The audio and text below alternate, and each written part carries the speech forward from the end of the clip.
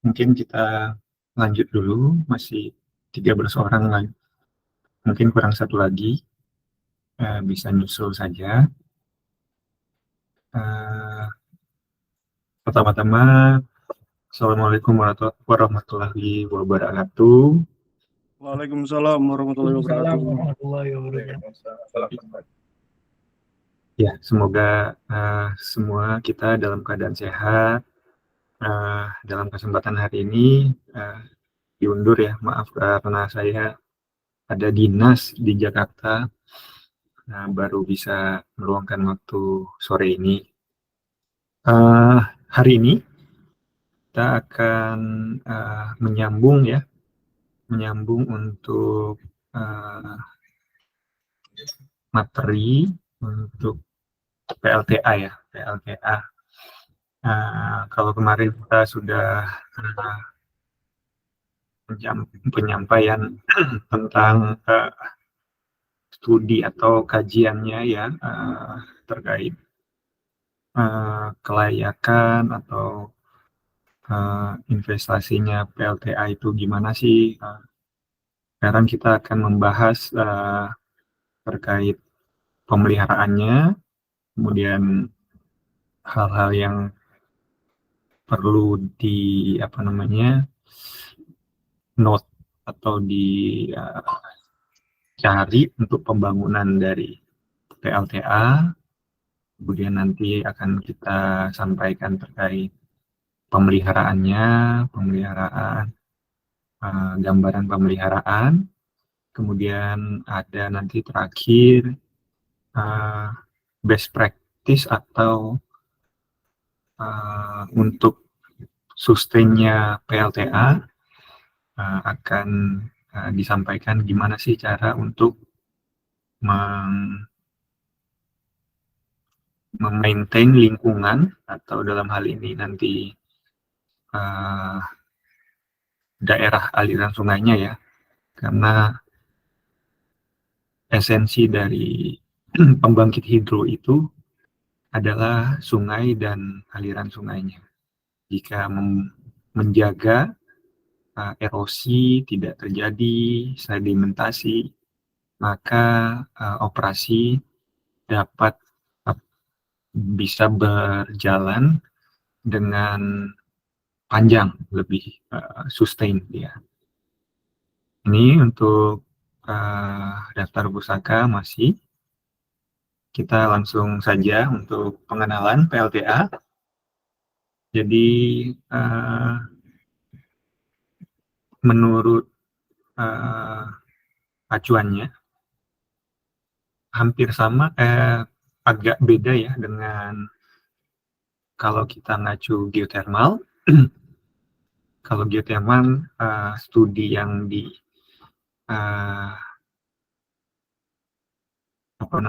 diambil adalah G3. Kalau di PLTA G2 dia. G2 itu adalah ground engineering dan geologi ya, geologi. Jadi ini menggambarkan sudah tampak ya untuk geological and geotechnical. Jadi ini adalah metode untuk menginvestigasi atau mencari. Oh belum. Oke, ini nampak tampil ya? Sudah Pak. Oke. Jadi gambaran saja ini pengantar untuk kalau kemarin kita udah sampaikan yang terkait geothermal ya. Ada 3G, sekarang di PLTA, geological dan geotechnical 2. Jadi mempelajari tanah, mekanika tanah, akan membuat ya, berhubungan dengan teknik geologi ya, geologi, kemudian teknik pentanahan juga dipelajarin, korelasinya agar proyek daripada kelayakan investigasi tempatnya PLTA dapat tercapai. Gambarannya ada segitiga ya, segitiga pada teknik tanah ground engineering, yaitu ground pemodelannya tanah itu sendiri, kemudian pemodelan melalui konseptual dan fisikal, dan numerical, artinya dia modelkan secara konsepnya gimana, fisiknya gimana, angka-angkanya secara ini dituliskan. Gitu. Kemudian ground behavior atau sifat dari geological tanahnya, ya ini banyakkan, ini pengenalan saja ya. Banyakkan nanti ke geologi ya, teknik geologi. Ini untuk gambarannya. Kemudian untuk apa dilakukan G2 ini ya pada site investigation, karena nanti pada saat pembangunan suatu struktur ya, bangunan dari PLTA ya, akan menempatin suatu bidang ya, suatu bidang. Jadi dia harus mengetahui kedalaman daripada lapisan ya, lapisan menuju ke batunya. Kalau dia miring dengan gambar kedua ini, kalau dia miring lapisannya itu miring, kan ada potensi struktur akan miring juga gitu kan. Kalau ternyata belum berubah Pak, mohon maaf. Oh ya. Oke, ini sudah nampil ya. Jadi gambaran untuk pentingnya investigasi ya ini. Dengan lapisan yang keras, rock ya, dan di atasnya ada layer-layer, akan mengetahui membuat struktur yang nantinya akan dibangun suatu power plant misalnya, jadi lebih firm gitu ya. Kalau miring, dia harus perlakuannya akan beda dengan yang lurus, dan kalau dia seperti ada puncak, berbeda juga pastinya gitu kan. Jadi pentingnya untuk mengetahui distribusi batuan tanah ini membantu dalam memperkirakan fondasi, kedalaman misalnya ya. Kemudian selanjutnya untuk geological and geotechnical site investigation ini umumnya akan digunakan pada pekerjaan konstruksi, mulai dari sudah berubah ya, mulai dari regional appraisal, kemudian rekonsiliasi tempatnya, kemudian survei site, survei target site, kemudian investigation selected site, kemudian design of engineering DOA, kemudian construction work, kemudian operational ya. Itulah urutan dari nanti site investigation konstruksi dari PLTA. Selanjutnya dari yang tadi geological, ini akan dilanjutkan. Ini saya ambil dari SPLN ya, standar PLN. Untuk pembangunan PLTA sendiri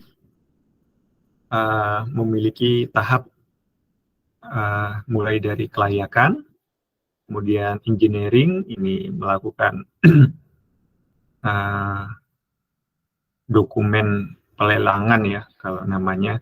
Kemudian setelah dilelang, menang tender, kemudian dilakukan konstruksi. Setelah konstruksi dipasang akan memakan waktu ya, memakan waktu masa konstruksi. Kemudian selesai akan ada step pra-commissioning, uji individu, kemudian uji sistem, kemudian akan diberikan trafo dari supply ke unit ini akan beri tegangan, backfeeding, kemudian turbin airnya akan di running. Setelah running, pengujian lancar, akan dilakukan sinkronisasi. Dengan sinkronisasi tentu pembangkit sudah menghasilkan yang namanya energi listrik ya. Kemudian dia akan diuji beban sesuai dengan kapasitasnya ya. Kemudian akan diuji line charging. Line charging ini memberikan tegangan ke suatu titik ke titik untuk mensuplai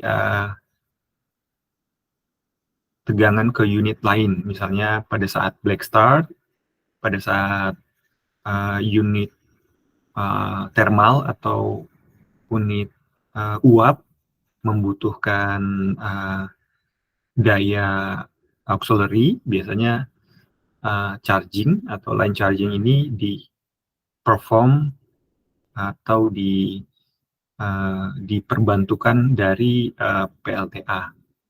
Kemudian uji lepas beban ini misalnya untuk mempersiapkan pembangkit pada saat dia tidak misalnya ada gangguan dari internal atau eksternal, dia harus lepas pemutus namanya, lepas CB, circuit breaker, kemudian karakter dari generator apakah aman dengan proteksi yang di dalamnya.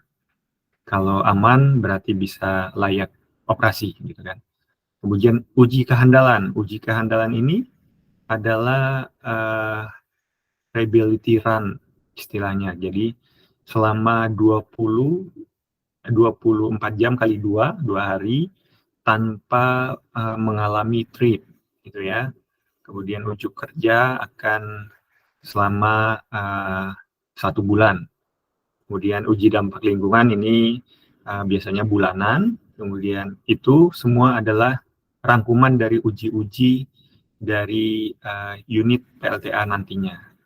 Setelah ini komplit akan dituangkan dalam laporan commissioning ya. Kemudian selama biasanya setelah commissioning ada 1 tahun dia ada masa garansi terhadap pabrikannya ya. Kemudian setelah garansi akan diserah terimakan. Itu gambaran untuk SPLN ya, untuk commissioning pembangunan PLTA.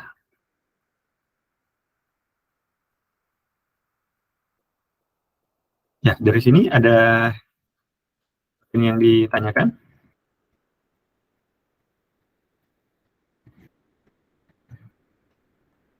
Oke, kalau tidak lanjut ya. Selanjutnya kita beralih kepada metode pemeliharaan pembangkit ya. Sebelum-sebelumnya kita sudah singgung di pembangkit biasanya ada metode baik time base atau baik teknologi. Jadi dalam pembangkit ya dibagi nanti 4 secara umum ya. Secara umum ada 4, yaitu breakdown maintenance. Apa itu breakdown maintenance? Adalah satu kejadian dia rusak dulu, baru dilakukan penggantian. Kemudian 2, preventif. Preventif ini sebelum dia rusak, dilakukan penggantian. Jadi dia basisnya adalah waktu. Contohnya adalah misalnya oli mobil ya. Oli mobil itu merupakan preventive maintenance ya. Setiap 6 bulan sekali pasti harus direkomendasikan ganti ya kan. Jadi sebelum rusak dia akan dilakukan penggantian. Supaya apa? Supaya mengamankan dari rubrikasi ya, pelumasan, namanya mesin yang berputar pasti ada gesekan dan merubah daripada olinya jadi lebih kental. Kekentalan ini akan berpengaruh pada optimasi dari pelumasannya, jadi biasanya harus diganti.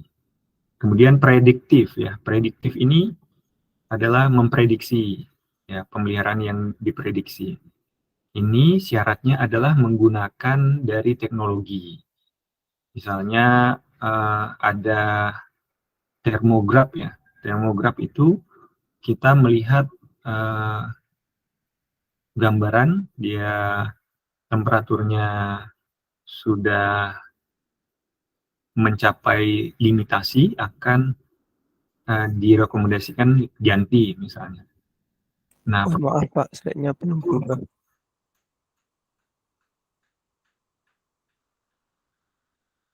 ya ini. Sudah, Pak. Oke, ya. Terakhir, proaktif ini adalah mengkombinasikan teknologi dengan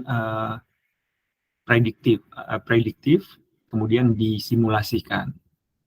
Sehingga pada saat simulasinya menghasilkan, 1 bulan lagi akan rusak, maka proaktif ini sebelum rusak ya rekomendasinya ganti. Gambarannya seperti itu. Ini untuk gambaran ya. Gambarannya jika dia rusak, breakdown, maka kerugiannya itu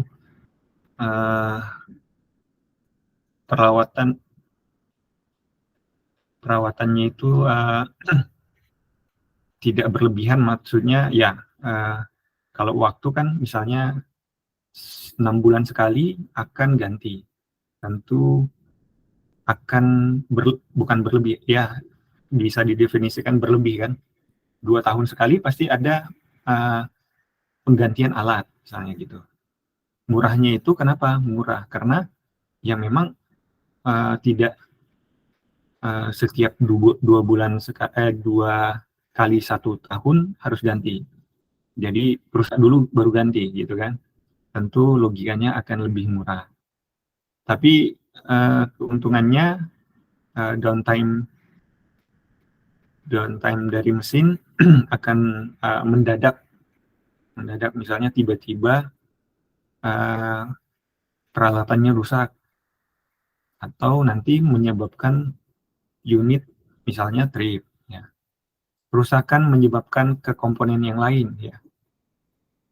Ya misalnya ini motor ya, motor terkoppel ke yang namanya pompa ya atau gear reducer ya.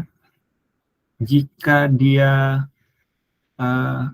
rusaknya di koppel ya, implikasinya pasti akan berhubungan antara salah satu ini gearbox atau dengan motor gitu kan.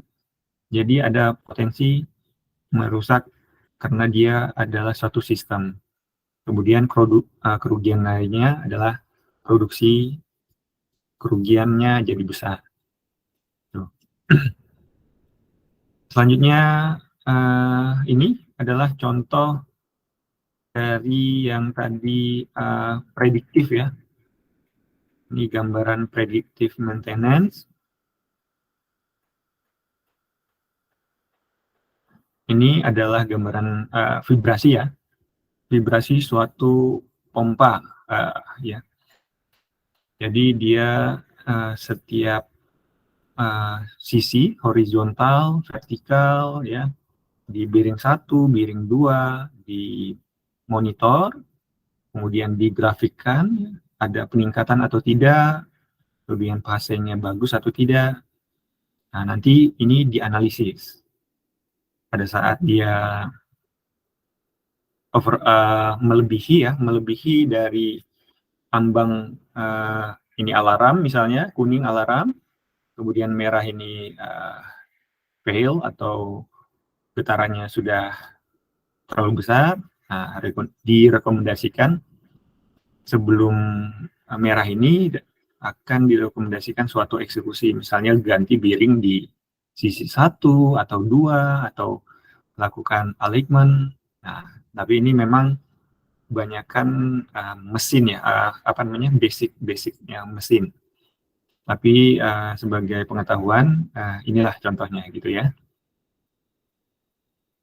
Nah, ini contoh, kemudian adalah contoh termograf ya.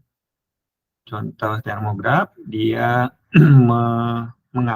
mengcapture suatu, misalnya ini mesin ya, ada seal-nya, dia ada kebocoran atau tidak ya.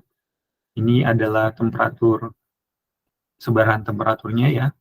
Kalau merah sekali sudah 90-an, biru rendah gitu ya. Jadi artinya ini udah mulai ada ya keabnormalan.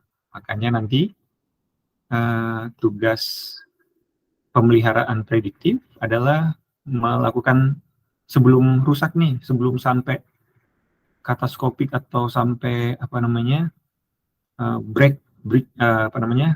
patah ya, dilakukan rekomendasi gitu. Ini gambaran bearing ya.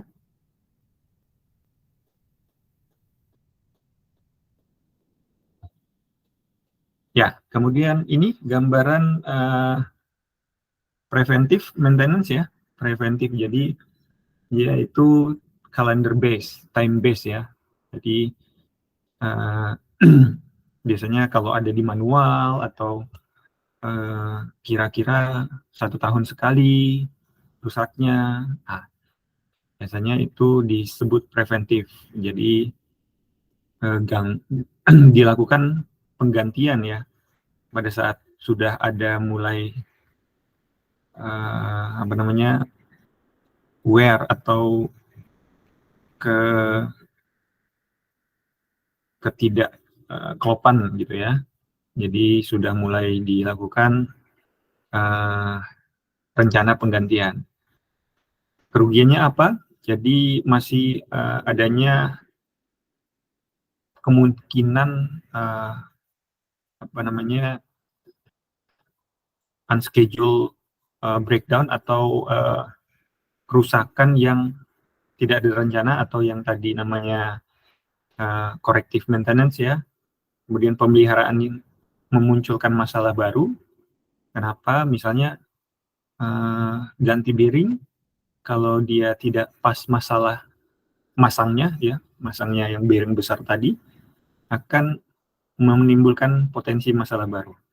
Kemudian over maintenance, artinya kalau dia 2 tahun sekali, 1 semester ganti, artinya kan bisa potensi over maintenance. Keuntungannya adalah dengan manajemen material ya harus dilakukan, kemudian kerugian produksi berkurang ya, jadi sudah diganti dulu kan, jadi mengurangi breakdown, kemudian mencegah kataskopik, artinya tidak merembet ya, sudah diganti dulu yang di tengah atau di samping kiri kanan, jadi tidak sampai beberapa peralatan yang malahan kena gitu ya. Ya walaupun keuntungannya adalah unscheduled breakdown dapat dikurangi, tapi masih ada peluang gitu kan, namanya probabilitas. Itu untuk preventif.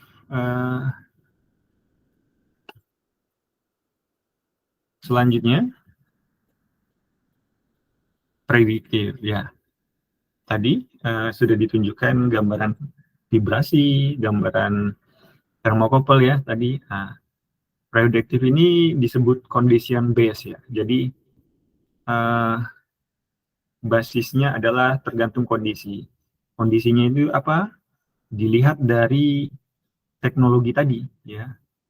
Teknologi. Slide-nya belum berubah, Pak.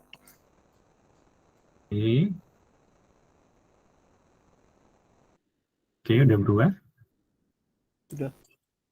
Oke, prediktif tadi condition base ya. Jadi uh, basisnya adalah kondisi. Jadi kalau kondisinya buruk, melalui monitoring teknologi tadi ya, dan orang prediktifnya, kemudian menggabungkan data, diagnostik, kemudian performanya dengan histori dari pemeliharaan, akan dikeluarkan rekomendasi. Ya, kerugiannya memang perlu investasi. Investasi alat tadi, misalnya alat vibrasinya, alat termografnya, ya mostly alatnya memang mahal ya. Tapi keuntungannya apa? Nanti dengan adanya teknologi prediktif akan manajemen materialnya lebih baik. Kemudian kerugian produksi berkurang, katastrofiknya berkurang juga, kemudian unscheduled breakdown dapat dikurangi. Itu kira-kira untuk gambaran prediktif. Masih sama dengan tadi, ini gambaran vibrasi ya.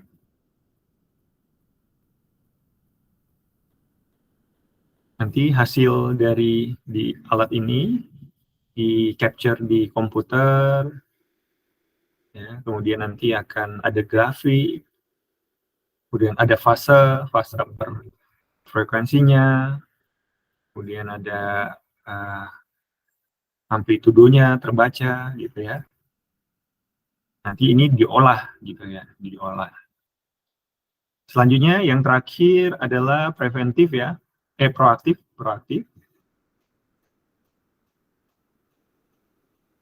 Proaktif ini adalah metode perawatan yang menitik beratkan kepada identifikasi akar masalah atau root cause dan memperbaikannya untuk kemungkinan yang peralatannya akan rusak ya. Apa keunggulan atau cara untuk melakukan proaktif ini? Pertama adalah melakukan RCFA ya.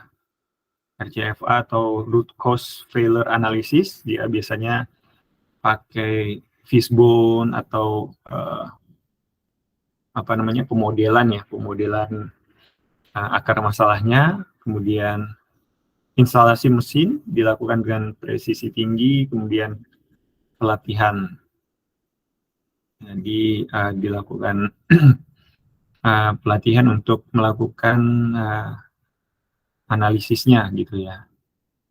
Kemudian hal yang harus ditelusuri adalah kenapa mesin berulang-ulang. Jadi data root cause biasanya data dari operasi, mana peralatan yang diulang akan dibahas, mana dibahas untuk strateginya pemeliharaan, kemudian tindakan yang dilakukan apa, kemudian jika tahu mana yang biasanya potensi kerusakan, akan disiapkan part mesin yang benar gitu ya.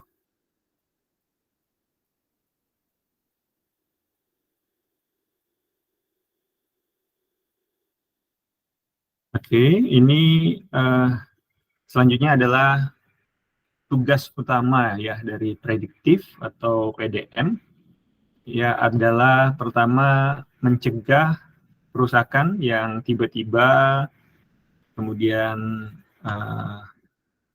mendeteksi awal ya kerusakan dan memberikan rekomendasi perbaikan. Kemudian melakukan post-test, quality control, pekerjaan yang dilakukan dengan teknologi, kemudian monitoring trending dan kondisi dari peralatan.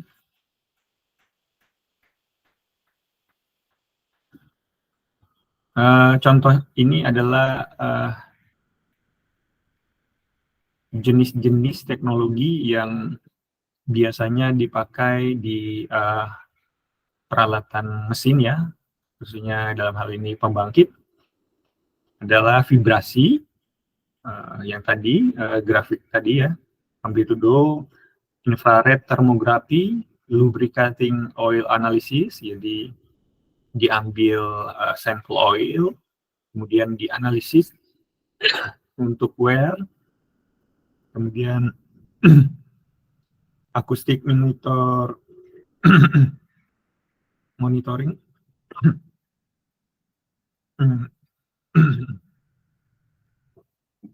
Selanjutnya, aduh,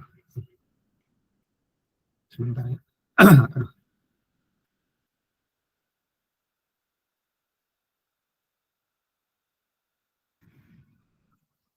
sebentar dulu ya, minum dulu.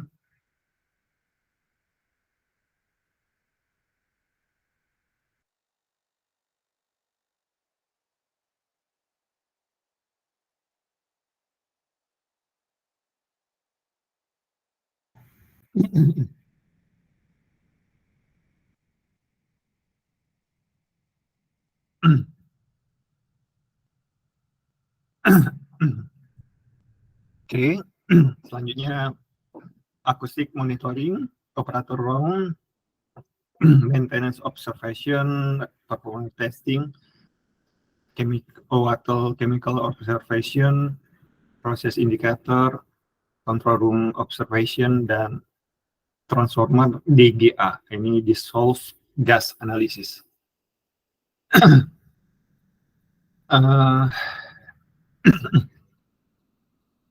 Selanjutnya untuk mendukung ya tadi proactive maintenance, dia biasanya mengacu pada kurva failure dari komponen peralatan.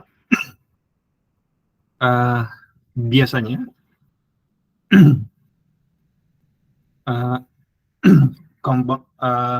keadaan atau peralatan itu memiliki kondisi yang berubah ya. Jadi jika ada vibrasi, kemudian mulai teridentifikasi vibrasi, kemudian ada part atau partikel yang terdeteksi oleh mengkombinasikan antara vibrasi dan oil analysis, kemudian bunyi ketidaknormalan, kemudian akan menurun nanti biasanya. Jadi sebelum breakdown peralatan pada saat mungkin 1 bulan sebelumnya sebenarnya sudah ada kurva kegagalannya. Nah, inilah tugas untuk memprediksinya, gitu ya.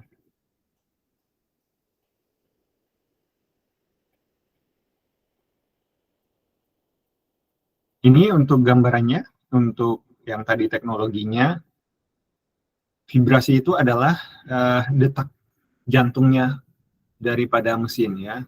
Ini gambarannya untuk oli dan kompresor, ya.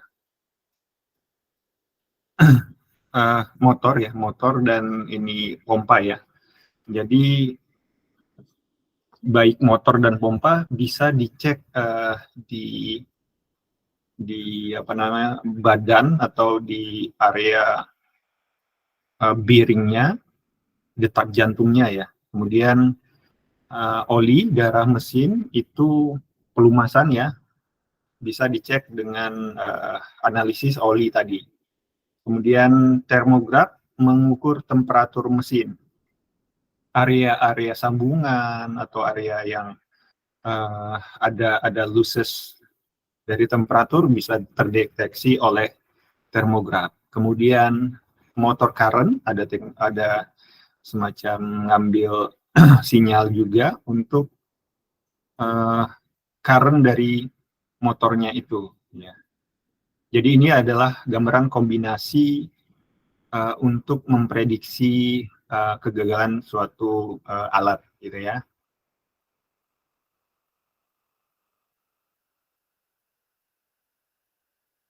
Ini gambaran saja. Unbalance biasanya terjadi pada pompa atau motor ya, rolling bearing, biasanya ada apa namanya pattern. Jika satu N itu unbalance, N 3 kali peak-nya tinggi misalignment, kemudian lostness ada di N1, kalau resonansi biasanya N1-nya turun, ya.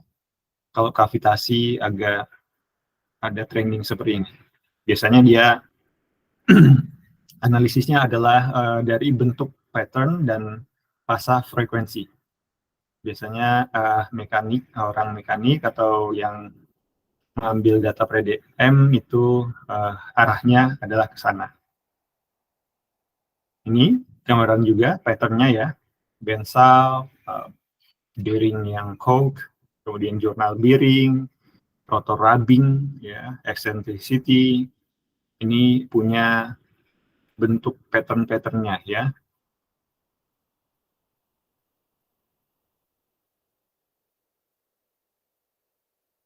Ini juga bentuknya seperti ini gambarannya kira-kira. Oke, dari pemeliharaan ada pertanyaan?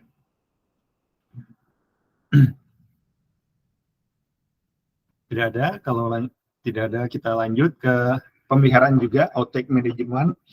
Ini periodik atau preventif juga sebenarnya. Cuman dia perlu waktu yang lebih panjang ya. Jadi framework-nya seperti ini direncanakan ya, kemudian akan dieksekusi dan hampir sama ya dengan kemarin yang saya sampaikan di geothermal, pembahasan awal dulu, persiapan, eksekusi, dan pelaporan. Ini untuk slide sudah berubah? Sudah, Pak. Oke, kurang lebih beda dengan kemarin yang kita bahas penamaannya ya. Kalau kemarin geothermal atau PLTP itu minor inspection dan major overhaul. Di PLTA dia adalah general inspection, dia tahunan, kemudian major overhaul dia bukan tahunan, 20.000 jam, artinya kalau 1 tahun 8.000 jam ya, berarti dia pendekatan 5 tahun ya, 5 tahun dan MO 10 tahun. Itu diulang untuk apa namanya perlakuan dan skopnya sendiri akan berbeda ya, karena dia general inspection ini 15 hari atau 2 minggu. Dia biasanya tidak membongkar rotor turbin, tapi kalau MO, major overhaul, dia membongkar turbin ya, baik turbin airnya dan generatornya.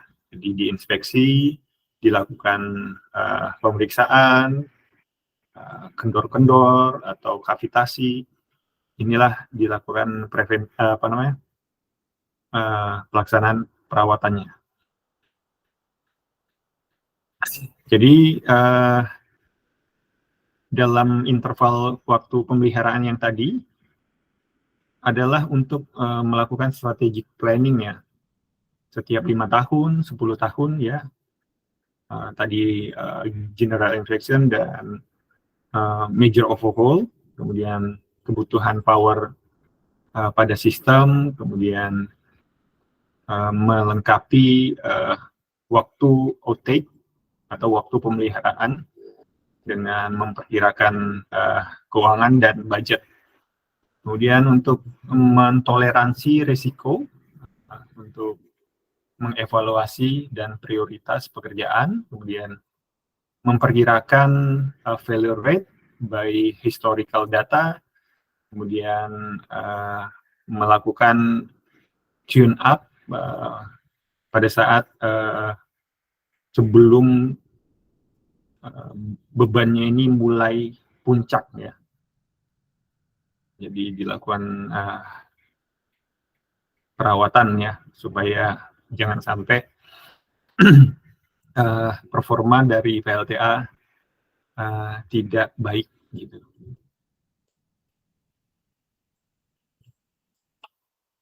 Selain itu di pemeliharaan juga dilakukan life extension assessment. Itu life bisa dikategorikan atau biasanya disebut life reminding assessment. Dia menginspeksi peralatan dan kondisi terkini dari peralatan. Kemudian data dari preventif dan PDM, kemudian aging assessment, penuaan ya, asesmen penuaan daripada peralatan. Metodenya adalah MTTR, ini mean time between repair. Kalau MTTF, mean time between failure. Ini memang domain dari reliability atau kehandalan atau engineering ya. Kemudian outtake, melakukan pelaporan outtake yang tadi dilakukan general inspection atau major overhaul. Kemudian data failure rate juga diperlukan. Failure rate itu adalah korelasinya dengan MTTF ya, mean time between failure. Kemudian absolute assessment, jadi penilaian keusangan. Ya, penilaian keusangan ini supaya mengetahui peralatan ini masih ada tersuplai nggak, misalnya CPU atau PLC, DCIS ya. Jadi analisis 5 tahun card dari PLC ini masih aman tidak suplainya, kemudian kebutuhan suplai untuk menjaga kesiapan dalam waktu dekat, kemudian analisis manufacture untuk melakukan supply just in time, ya. Kemudian analisis perangkat dari sumber lain melalui pabrikan, share inventory, reverse burst, secondary supplier, imitation part, atau ini reverse engineering, kemudian commercial dedication. Selain itu, ada analisis ketahanan perangkat terhadap degradasi penuaan yang signifikan. Ya. Kemudian analisis reengineering atau redesign peralatan yang baru yang terintegrasi dengan mudah pada kondisi dan konfigurasi yang ada. Ini biasanya hardware, software, digital analog, solid state ya, elektronik, smart component ya. Yang terakhir adalah analisis risiko dari upgrade teknis yang mungkin diperlukan membandingkan dari sisi cost dan keselamatan kerja K3. Selanjutnya adalah bad actor analysis. Jadi merepresentasikan failure ke dalam perhitungan lah gitu. Itu untuk gambaran asesmen waktu hidup atau life ya, life extension.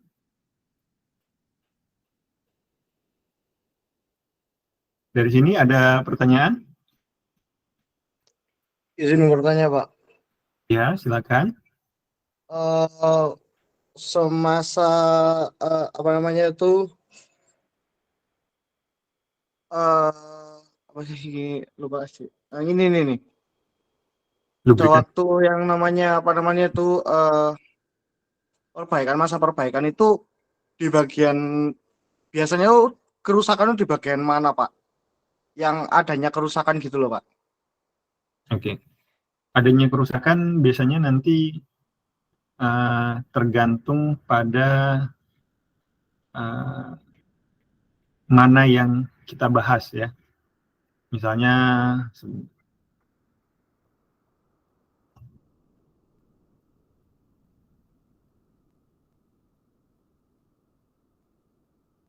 Saya kasih gambaran ini ya. Kerusakan biasanya tidak dalam waktu yang spontan ya. Misalnya nih motor atau mobil ya. Suara kasar itu biasanya dia akan gradually ya, tidak langsung tek gitu. Biasanya ada mulai gradually. Nah, kerusakan itu terjadi pada saat dia sudah benar-benar misalnya nih suara vibrasi itu sebenarnya tidak rasanya itu hanya bisa alat ya, tapi kalau suara sudah mulai kasar, misalnya ini nih putarannya sudah mulai, orang awam sudah mulai kerasa, nah berarti itu tanda-tanda rusaknya apa namanya tidak berputar, bisa sebentar lagi gitu kan. Kalau ini misalnya tidak berputar lagi, tentu nanti ini yang tadinya suplai air, pendingin ya, jadi tidak mensuplai, yang tadinya temperatur itu terjaga di 50 derajat, tentu nanti lama-lama akan jadi naik. Nggak ada pendingin, jadi 100 menyebabkan unit trip, jadi unitnya ini tidak mensuplai listrik, gitu kan. Nah, kerusakan itu biasanya kalau namanya PLTA, dia itu tidak terlalu banyak sistemnya ya. Sistem PLTA tidak terlalu banyak. Dia turbin, generator, kemudian turbin ada pendinginnya, pendingin bearing, sistem looping ya. Kemudian generator ada pendinginnya juga, pakai radiator didinginkan air ya. Kemudian konveksi. Kemudian ada motornya inilah yang mensirkulasikan air tadi, ya kan. Nah, mostly ya di peralatan supply pompa dan motor ini, kalau di PLTA ya, karena dia yang akan menjaga dari pendinginan benda yang berputar, turbin yang besar tadi, generator yang besar tadi. Nah, tentu perlu suplai air, suplai oli ya. Nah, untuk itu sebelum terganggunya suplai yang tadi, suplai pendingin dan segalanya itu, pendingin air atau pendingin oli, jadi ya harus dilakukan misalnya mulai ada ganti bearing ya, tadi mulai koplak, apa istilah bahasa Indonesia kasarnya koplak. Nah, sebelum koplak ini ya ganti, supaya dia jangan sampai trip dulu, lebih baik dia izin stop untuk melakukan ganti, kemudian start lagi gitu kan. Jadi terencana dia ininya penggantian kerusakan tadi gitu. Itu Mas Jidan ya tadi. Iya Pak. Mostly karena pembangkitnya PLTA ini bisa dibilang sistemnya tidak sebanyak PLTP atau PLTU ya. Nah, yang perlu dijaga motor-motor, pompa, kemudian tapi kalau valve ya nggak terlalu, karena dia bukan mengendalikan steam atau temperaturnya panas ya. Nah, dia yang valve-valve yang dipakai di PLTA biasanya yang ketahanan temperaturnya yang rata-rata lah, tidak temperatur tinggi. Jadi yang perlu diperhatikan di PLTA itu yaitu untuk suplai pendingin, baik oli, air, bearingnya ya, ke generator. Dengan menjaga itu, mostly kebanyakan bisa handal lah PLTA. Karena kalau dibandingin dengan pembangkit yang lain, biasanya PLTA ini CF atau EAF dari kinerja pembangkitnya bagus ya, di atas 80, 90 gitu. Mungkin gitu ya, kira-kira. Ada lagi yang lain?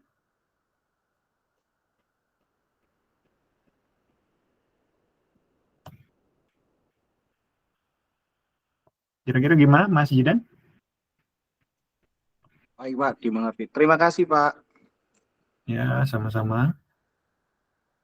Ya, itu gambaran untuk pemeliharaan dan untuk menjaga reliability dilakukan yang tadi ya, prediksi, assessment, supaya menjaga dalam mengevaluasi atau melakukan analisis itu bisa ada data, ada basis data atau ada hitungannya ya.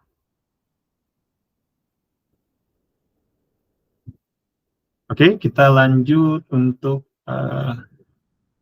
selanjutnya adalah gambaran kelanjutan operasional ya, kelanjutan operasional. Jadi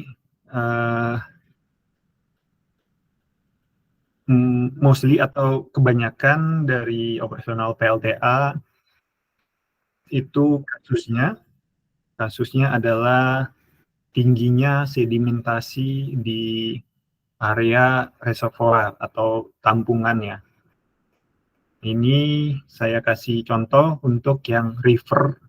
Kalau kemarin kan kita mengkajinya adalah dam. Dam itu akan beda kasus ininya.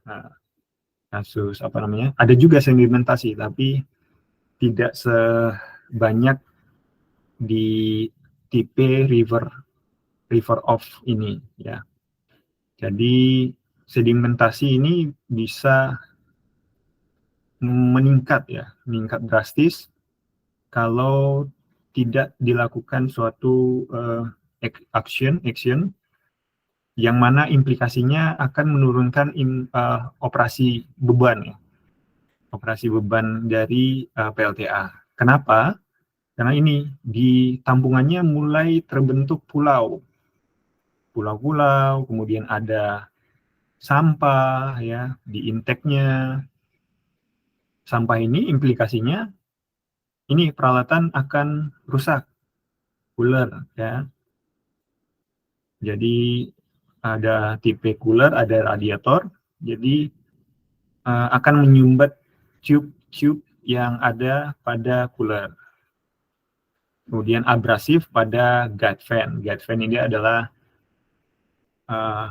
pengendali aliran air yang masuk ke turbin. Jadi kalau kontrol valve-nya steam thermal itu bentuknya butterfly, di PLTA biasanya guide fan ya. Jadi dia bisa berturutan, ada belasan bentuknya semacam berputar mengelilingi dari masuknya ke arah turbin gitu ya.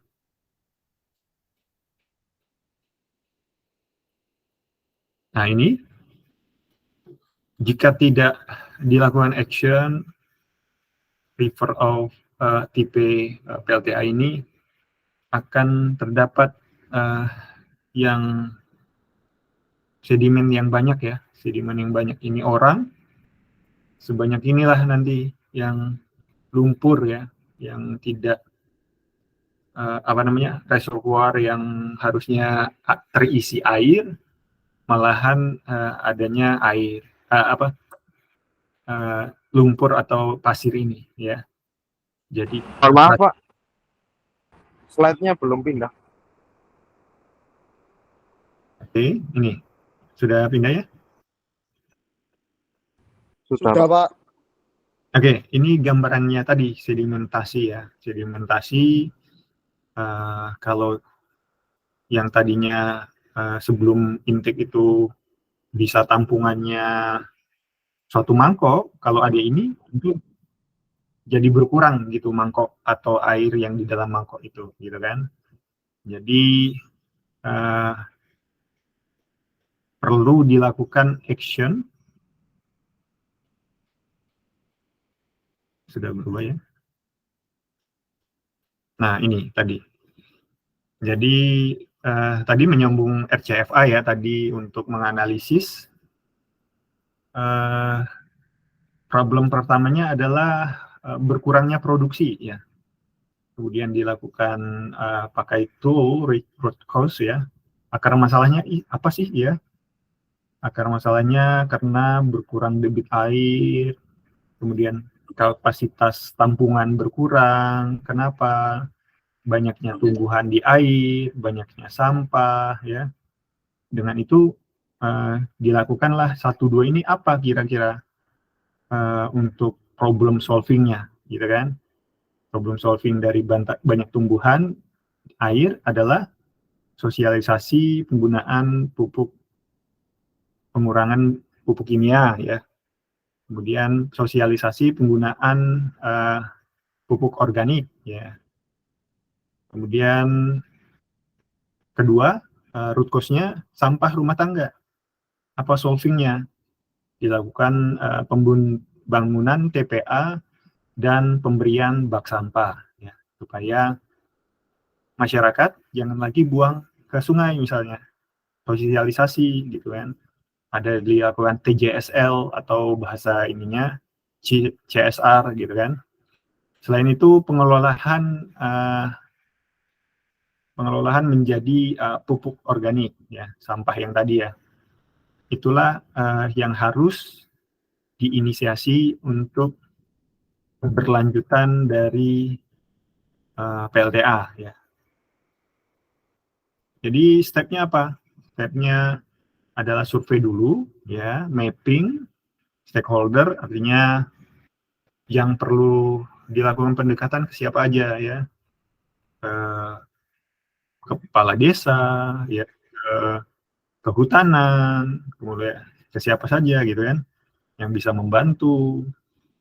Kemudian dilakukan focus group discussion, kemudian dilakukan MOU, nota kesepahaman, kemudian pemantauan, observasi, monitoring, kemudian imbal jasa lingkungan.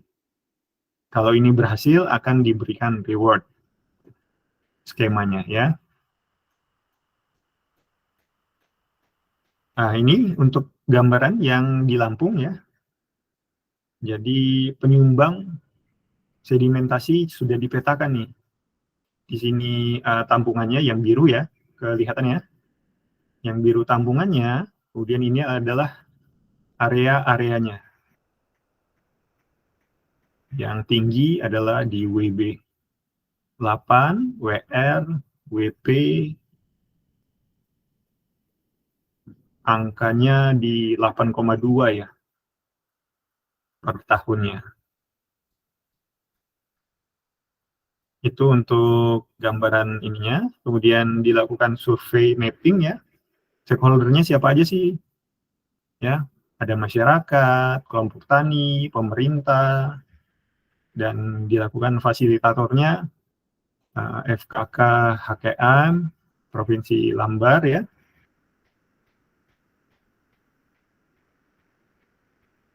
Selanjutnya dilakukan FGD. FGD ini dikumpulkan, di brainstorming ya. Tujuannya apa, programnya apa, arahan, pendanaannya gimana, penentuan penghargaan jika sustain, berhasil gitu ya.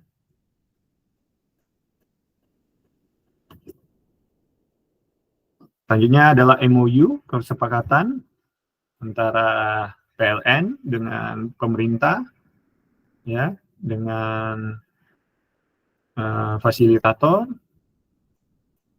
melibatkan juga universitas, ya, untuk apa namanya keberlanjutannya, kemudian tidak lupa dengan kelompok masyarakat ya. Setelah nota kesepahaman, ini detailnya untuk evaluasi keberhasilannya akan dilakukan apa? Konservasi ada 3, konservasi vegetatif, lahan, dan sipil teknis. Evaluasinya kalau realisasi konservasinya berhasil di atas 75, ada imbal 10 juta untuk ternak, ya. Kemudian akan dilakukan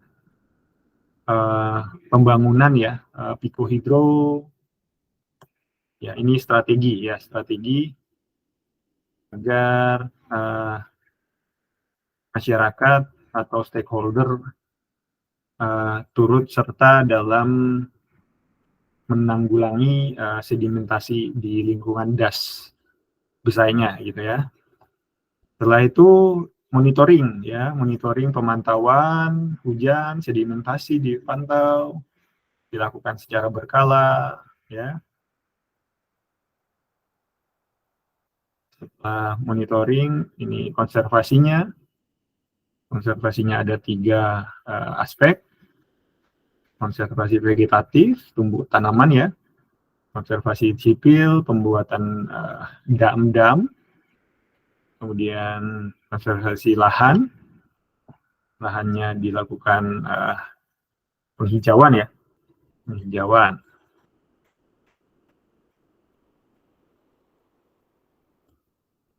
Setelah itu dilakukan evaluasi ya.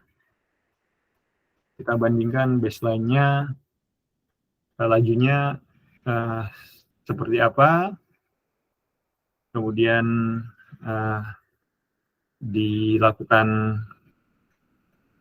selanjutnya dievaluasi, ada penurunan, kemudian di final penurunannya signifikan, gitu ya. Jadi setelah ada signifikansinya tadi, makanya dilakukan imbal jasa tadi, pemberian ternak, kemudian pembangunan pikohidro di anak sungainya das tadi, kemudian peresmian pikohidronya gitu ya. Itulah yang dilakukan langkah-langkah untuk sustainnya PLTA dalam hal ini di Lampung ya. Ini gambaran untuk pembangunan pikohidronya melalui program CSR di Lampung ya. Ini gambaran untuk roadmap-nya. Jadi untuk keberlangsungan atau kontinuitasnya jangka panjangnya sudah diprogramkan ya. Sudah di mapping mana yang jadi prioritas pertama, kedua, ketiga. Nah, selanjutnya nanti akan mengalir, berlanjut gitu ya. Selanjutnya continuous improvement-nya apa sih ya? Tahap 1 mulai 2009, tahap 2 2010 sampai 14, tahap 3 2015 sampai 17 ini. Inilah tahap-tahapnya sehingga keberlangsungan bisa dicapai dan gangguan dalam hal ini kerusakan dari tahun ke tahunnya ada mengalami penurunan ya.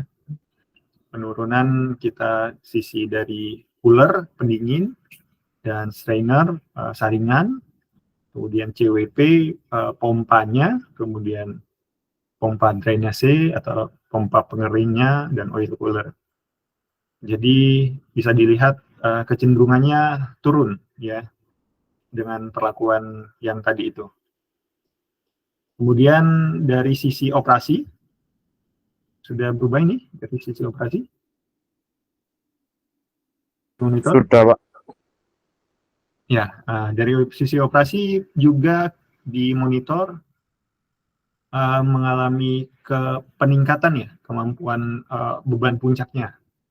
Yang awalnya 2 jam saja 2,6 naik 2,8, bisa naik ke 3 jaman bisa supply. Nah, itu suatu signifikansi operasional ya. Itu sisi operasi, kemudian ini adalah roadmap anak sungainya ya, gambaran roadmap anak sungai. Ya, ini gambaran untuk di mana sih posisi yang tadi itu ya, besar itu di sini ya, ya agak di daerah Lampung Utara dan Lampung Barat. Untuk sungainya tentu dia aliran dari gunung ya, ini menuju sini. Jadi dasnya itu ya ke area sini, gitu ya.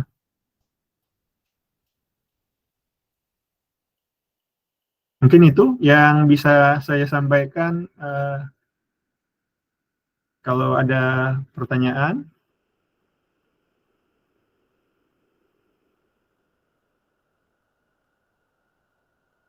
atau diskusi, silakan. Pak, izin bertanya, Pak. Silakan Mas Nur Hasin. Jika terjadi banjir ya, Pak, di PLTA itu apa yang harus dilakukan? Kan kita tahu, Pak, PLTA itu menggunakan debit air yang besar untuk memutar turbinnya. Nah, apakah itu berpengaruh terhadap generatornya? Kan putaran bisa semakin cepat. Apa di pipa penstock ada pengaturannya atau di saluran ada dibuat dam ada pengaturan untuk meminimalisir, Pak? Oke, coba saya. Jadi di tipe, kalau di tipe dam kemarin, ada memang ada aliran sluice gate namanya ya. Dia memang akan terbuka normali ya di muka air tertentu NWL-nya. Jadi potensi banjir tentu lebih rendah di dam. Tapi kalau yang memang bahasanya river off ini, dia di sebelum masuk terowongan, dia ada apa namanya pintu-pintu air yang memang dioperasikan pada saat kelebihan akan dibuka gitu. Ada semacam 4 jejer, dia 4 jejer besar, kemudian kalau dia mulai ada naik, tapi ini kita bicara banjir yang terdeteksi apa ya, gradually ya, bukan yang bandang. Kalau bandang tidak sempat untuk ngoperasiin gate-nya, dia kan sudah kepenuhan semua ya. Itu katastrofik kalau bandang. Tapi kalau banjirnya luapan dari air ini bisa, mulai naik nih muka air, kurangin buka tutupnya supaya muka air ini apa namanya berkurang, itu masih sempat. Itu. Jadi metode untuk di river off ini ada pintu air untuk jika volume yang diterima oleh intake damnya river off ini melebihi, akan dilimpaskan. Jadi dilimpaskan, tidak masuk terowongan ke penstopnya, tapi ada semacam limpas di aliran air yang utama yang sebelum pembangunan intake-nya tadi gitu. Kira-kira gimana, Mas Nur? Berarti debit airnya itu harus tetap dijaga konstan, Ya, tidak benar. boleh melebihi dari kapasitasnya.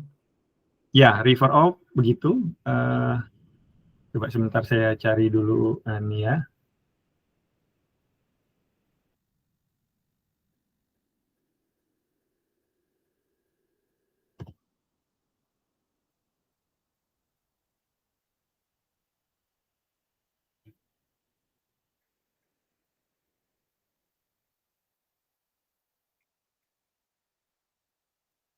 Saya cari sebentar materinya ya.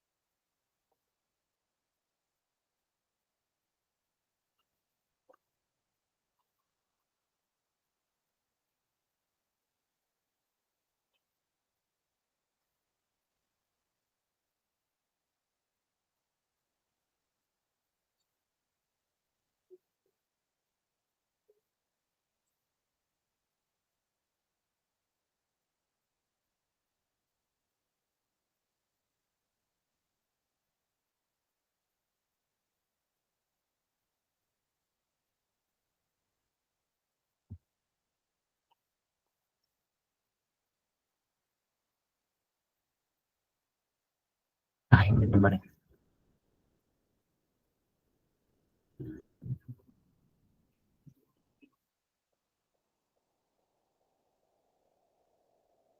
Oke, ini mungkin gambaran besar ya. Hmm,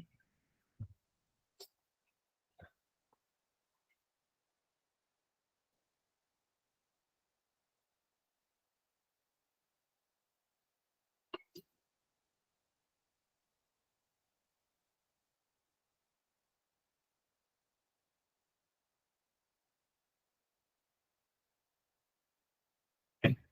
Ini gambarannya ya. Besar itu kelihatan ya. Masih di awal, Pak. Udah, Pak. Oke, ini adalah gambaran overview ya, besar. Jadi dia memang di reservoir dia ada apa namanya menuju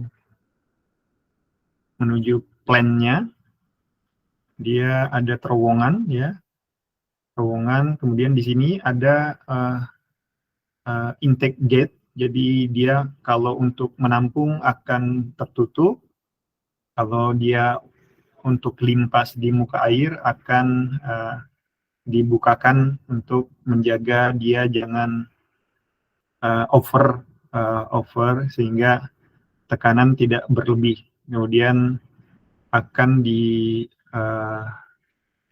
terowongan ini di ujungnya akan ada short tank atau meredam apa namanya kejutnya air yang dari reservoirnya. Kemudian ini penstopnya turun. Kemudian inilah tenaga head yang untuk menggerakkan turbin air, kemudian terkouple dengan generator, kemudian mentransmisikan ke pelanggan gitu ya. Dalam hal ini ke Bukit Kemuning. Itu untuk gambaran PLTA-nya. Jadi jika dia banjirnya dalam masih misalnya ada terinfo nih di area dasnya apa namanya istilahnya termonitor ya dengan baik warga dan operator di daerah intake screen akan bisa mengeksekusi. Tapi kalau dia misalnya kejadiannya malam, biasanya malam kalau bandangnya ini akan kita apa namanya istilahnya responnya akan terlambat gitu. Tapi kalau ada warning dari apa namanya hulu, biasanya akan bisa mencegah banjir tersebut, gitu ya. Di gambarannya besar. Ini kebetulan saya kemarin bikin telemetering ya, ini untuk memonitoring ya,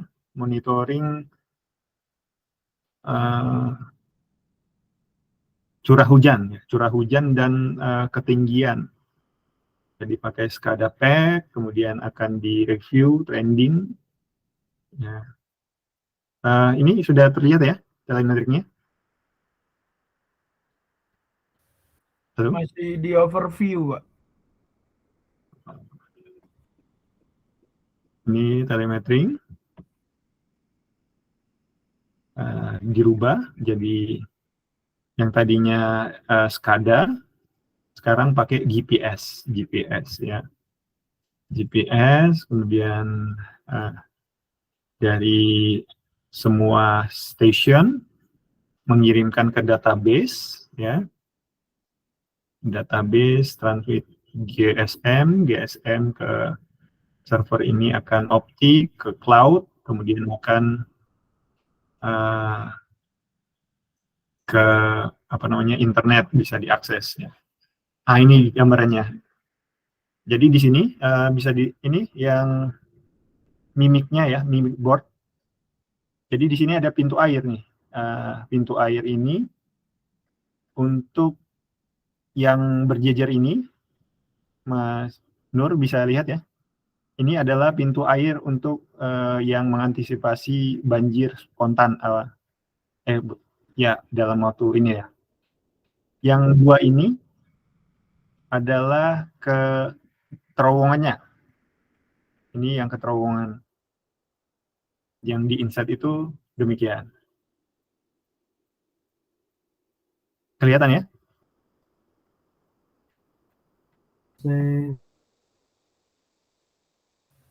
Yang ini, yang insert di gambar ini.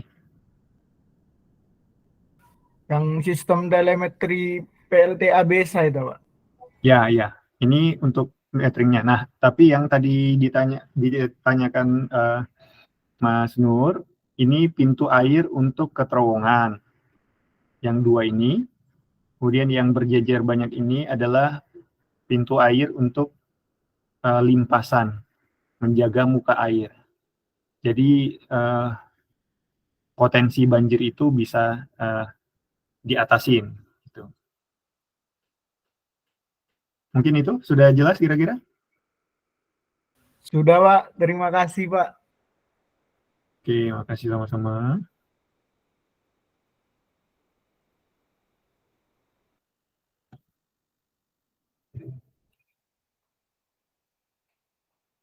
Oke. Ada lagi pertanyaan?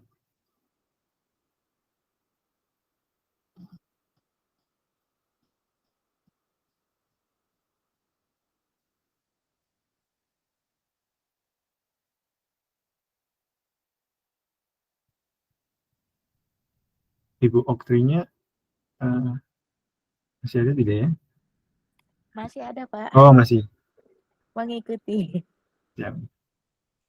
Kebetulan tadi saya belum masukin yang tadi besai karena gambar besai nanti mungkin saya akan tambahin ya. Kira-kira ada pertanyaan yang lain? Silakan.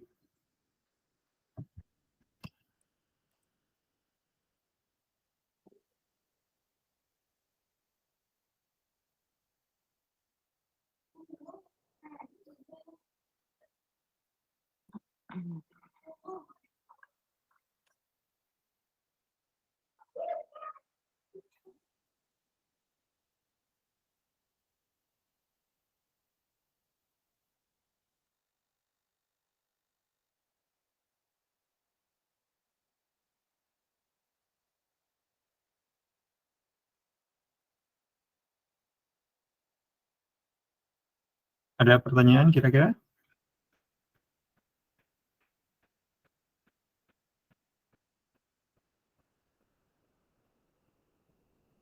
Ya, saya lanjut sedikit ya. Tadi mungkin masih terlalu ini.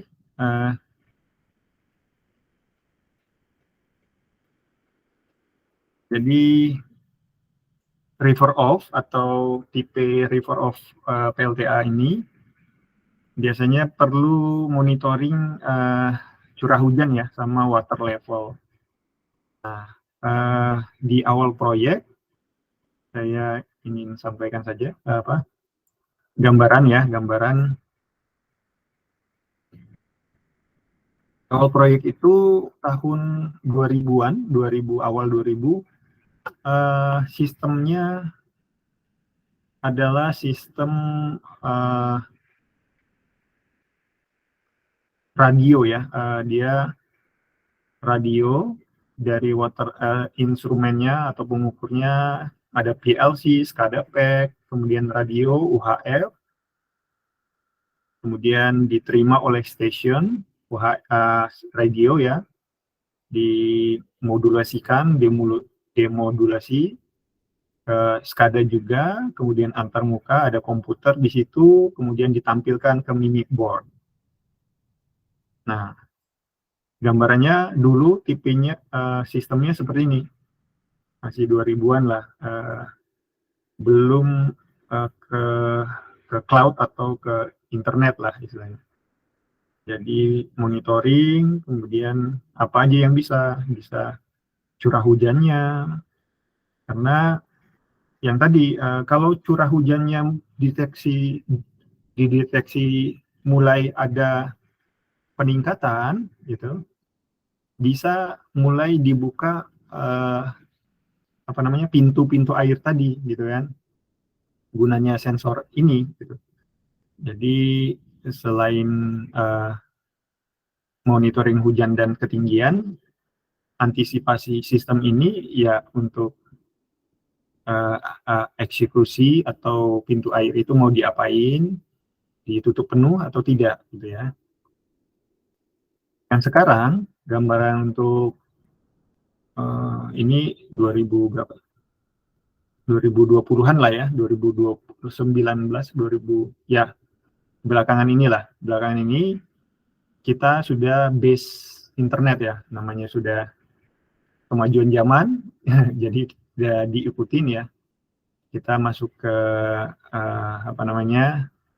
alamat intranet itu servernya di dalam kita, kemudian internet di luar gitu ya. Ini mendukung ini tetap hidup. Jadi dikonversikan sehingga ini tetap aktivasi gitu ya. Cuman tadi bedanya ini via GSM yang tadi radio.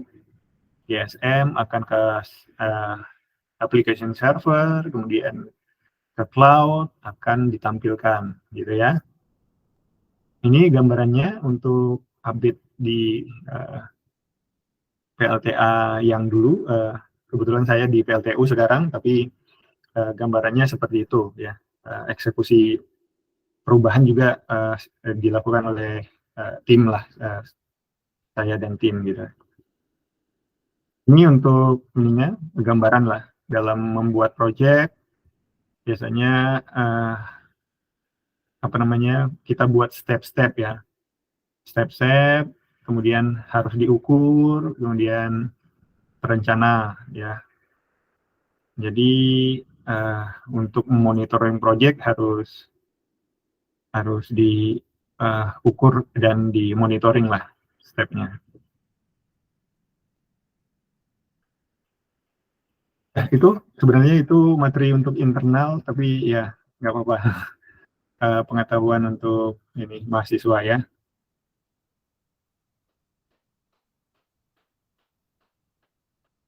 Ya, kalau tidak ada lagi, ada pertanyaan kira-kira dari yang tadi?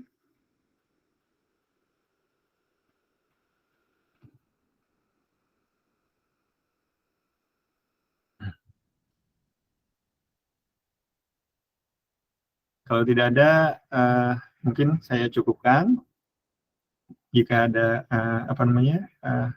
penutupan dari Ibu Oktri. Ya, baik Pak Age, terima kasih untuk pertemuan kali ini tanggal 23 ya, 23 Juni. Ini sudah kita pertemuan ke-7 ya Pak Age. Ke-8. 8 ya? Iya.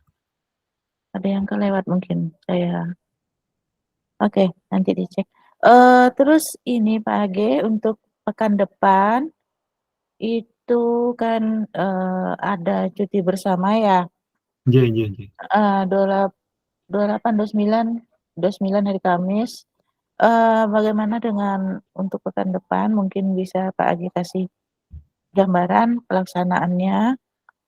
Kemudian juga kita akan melaksanakan ujian akhir semester di tanggal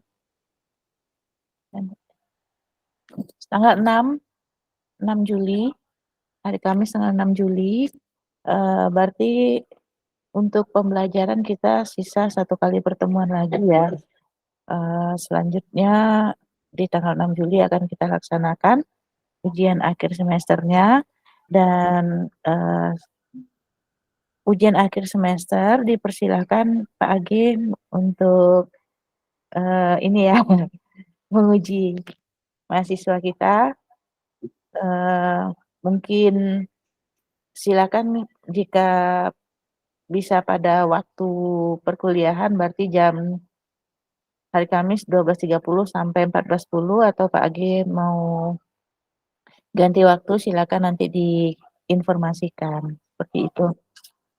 Dan nanti juga boleh mungkin sedikit direview kira-kira apa namanya, dari awal yang sampai akhir yang akan disampaikan di ujian akhir semester seperti apa.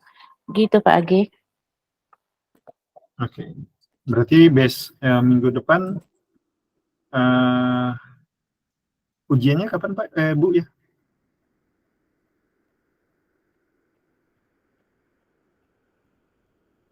Di mute Bu. Ke mute. Suaranya nggak kedengaran Bu. Hari Ah. Kamis 6 Juli. 6. Juli. Oke. Jika sesuai waktunya itu jam 12.30 sampai 14:10. Tapi silakan Pak Agi bagaimana bisanya. Terus kita sisa 1 pertemuan lagi untuk pekan depan. Akan tetapi karena pekan depan itu ada cuti bersama, libur ya, libur Idul Adha. Jadi mungkin sepertinya kita perlu mengganti waktu kembali ya, karena tepat di hari Kamis juga kan ya tanggal merahnya. Oke. Kalau hitungan saya sudah 8 pertemuan Bu. Tapi kalau pun besok minggu depan mau silakan nanti saya di konsep saja. Oh gitu. Palingan konsepnya mungkin bukan materi, tapi sebelum kuliah silahkan sebelum pertemuan silakan di brainstorm dikumpulkan bahan diskusi lah. Nanti kita diskusikan bersama terkait pertanyaan atau ini ya. Oke. Semacam review ya Pak ya. Ya, silakan review nanti saya bisa diulang dari pertanyaan misalnya nanti kita ulang kita minta keaktifan dari mahasiswa untuk melakukan pertanyaan dari materi-materi. Kalau saya hitung sebentar. Sudah 8 sih ya, karena pertama itu kan PLTB sudah 2 pertemuan, kemudian PLTB 0405, kemudian 12.5 itu kedua, 19.5 itu ketiga, 255 itu keempat, 26 itu kelima, 86 itu keenam, 15.6 itu ke-7, 2305 itu ke-8. Dari nanti yang terakhir mungkin saya akan share dari ke-8 ini, silakan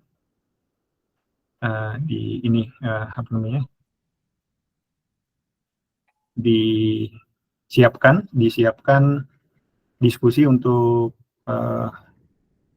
pekan depan. Silakan supaya kita menuju ujian di tanggal 6 itu baiknya apakah essay atau dibuatkan seperti kemarin Bu, atau via Google atau? Oke.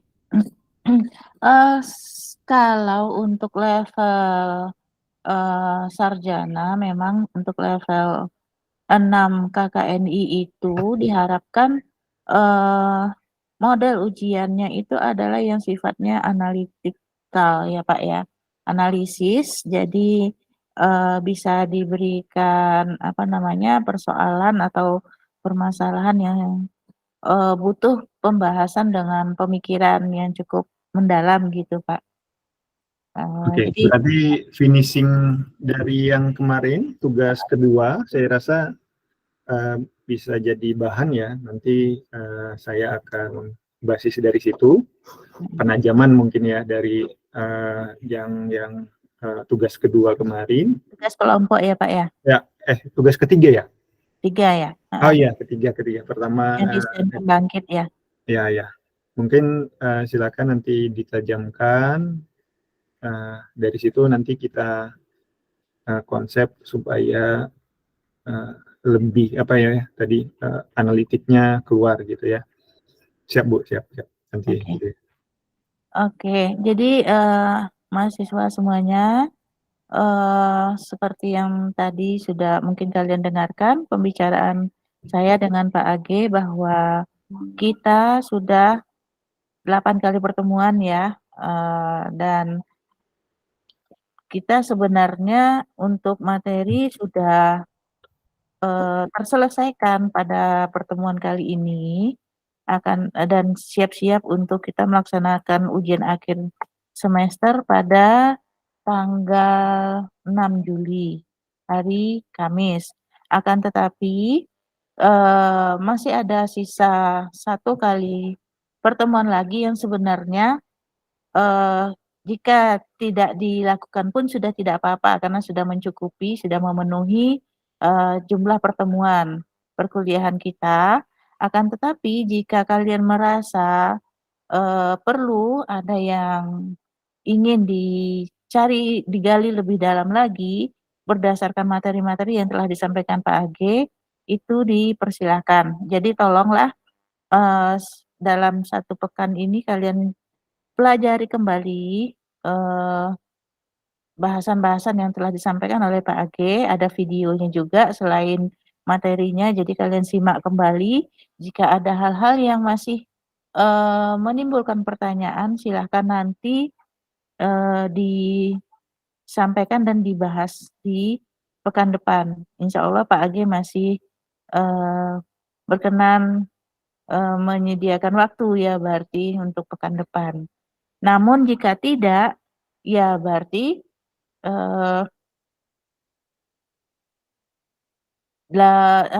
total pertemuan yang harus dipenuhi sudah tercukupi seperti itu. Jadi baik saya maupun Pak Age akan menunggu respon dari kalian ya, bagaimana sebaiknya. Jika kalian masih punya pertanyaan-pertanyaan, silahkan. Seperti itu dan bersiap-siap untuk ujian akhir semester pada tanggal 6 Juli 2023. Seperti itu ya. Ahmed, Nur Hasin, Deka, Zidan, Ayas, Dimyati, sama tadi siapa lagi? Ada Vigi ya, Vigi, Sulman. Ada 2 orang nih yang nggak hadir, yang Nur Fuadi sama siapa itu ya. Jadi Rizky Ramadan ada, sama siapa lagi? Hasan Ali, Ayas. Saya Bu. Dengar semua ya? Saya Bu. Oke. Baru Ya, Faruk Eka ada ya? Oke, mungkin Ya. ada yang mau disampaikan ke Pak Age dulu atau gimana? Nggak ada? Ya palingan gini Bu, yang kemarin kan saya sudah siapkan link untuk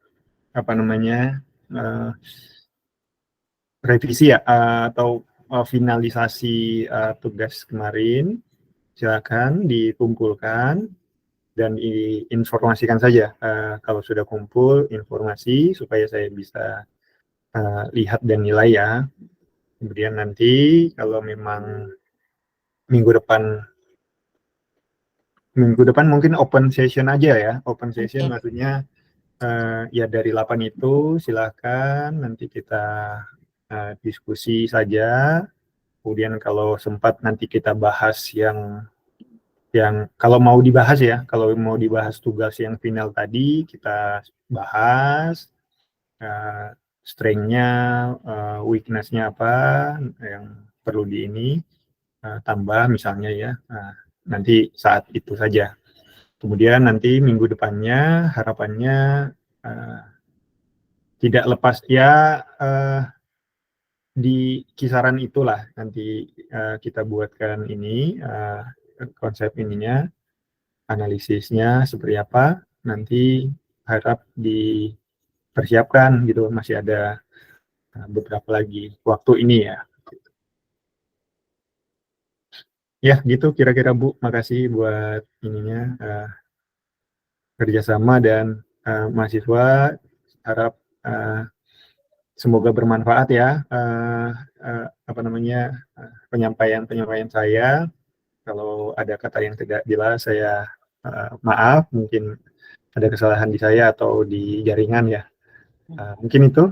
Terima kasih banyak Bu Oktri dan Terima kasih juga Pak Age, sangat bermanfaat ilmu-ilmu yang sudah disampaikan langsung dari seorang praktisi yang benar-benar sudah menerjuni bidang ini ya, bidang pembangkit dan sudah beberapa jenis pembangkit yang memang sudah langsung dikerjakan atau diterjuni oleh Pak Age. Jadi mudah-mudahan memang sangat-sangat membuka wawasan mahasiswa Teknik Elektro Unisma terkait pembangkit energi alternatif.